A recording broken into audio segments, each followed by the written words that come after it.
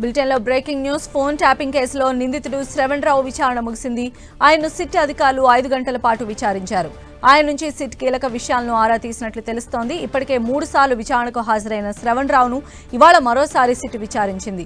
ప్రణీత్ రావుకు ఎవరెవరి ఫోన్ నెంబర్లు ఇచ్చి ట్యాపింగ్ చేశారనే అంశంపై శ్రవణ్ రావు నుంచి అధికారులు ఆరా తీసినట్లు సమాచారం.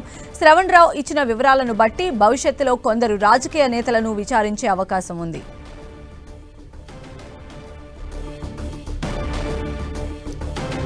సో మరిన్ని అప్డేట్స్ తెలుసుకుందాం. మా ప్రతినిధి సునీల్ మనకు అందుబాటులో ఉన్నారు. సునీల్, తెలంగాణ రాష్ట్రంలో తీవ్ర దుమారం రేపినటువంటి ఫోన్ ట్యాపింగ్ కేసులో ఈ రోజు మరొకసారి శ్రవణ్ రావుని అటు సిట్ అధికారులు విచారించారు. అతను దాదాపు 5 గంటల పాటు విచారించి శ్రవణ్ రావు దగ్గర నుంచి కొన్ని కీలక ఆధారాలు కూడా సేకరించారు. గతంలో కూడా దాదాపు 3 సార్లు అటెండ్ అయినటువంటి శ్రవణ్ రావు తన మొబైల్స్ ని కూడా తీసుకురావడం జరిగింది. మొబైల్లో ఉన్నటువంటి డేటాను మొత్తం కూడా రీట్రేస్ చేసి అనేక ప్రశ్నలు స్వీకరించారు. మరొకసారి ఈ రోజు శ్రవణ్ రావుని రావాలంటూ కూడా పోలీసులు నోటీసులు జారీ చేసిన నేపథ్యంలో ఈ రోజు ఉదయం 11 గంటల ప్రాంతంలో జూబ్లీహిల్స్ పోలీస్ స్టేషన్ కి వచ్చినప్పుడు శ్రవణ్ రావు దగ్గర నుంచి కీలక ఆధారాలు సేకరించి అతని యొక్క స్టేట్మెంట్ కూడా నమోదు చేస్తున్నారు. మరొకసారి ఎప్పుడు అందుబాటులో ఉండాలంటూ కూడా మరొకసారి శ్రవణ్ రావుకు పోలీసులు సూచించినట్టు కూడా సమాచారం తెలుస్తుంది. అయితే సునీల్, శ్రవణ్ రావు దగ్గర నుంచి తీసుకున్నటువంటి సమాచారంతో కొంతమంది పొలిటీషియన్స్ ని కూడా విచారించే అవకాశం ఉన్నట్టుగా తెలుస్తోంది. సో దీనికి సంబంధించి ఎలాంటి అప్డేట్స్ ఉన్నాయి?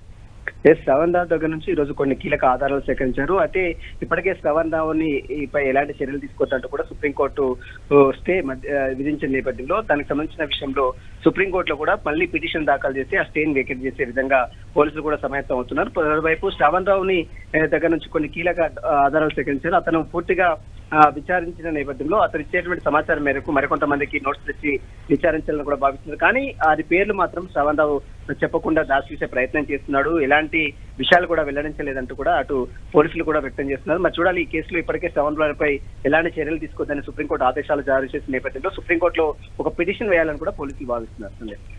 రైట్ సునీల్.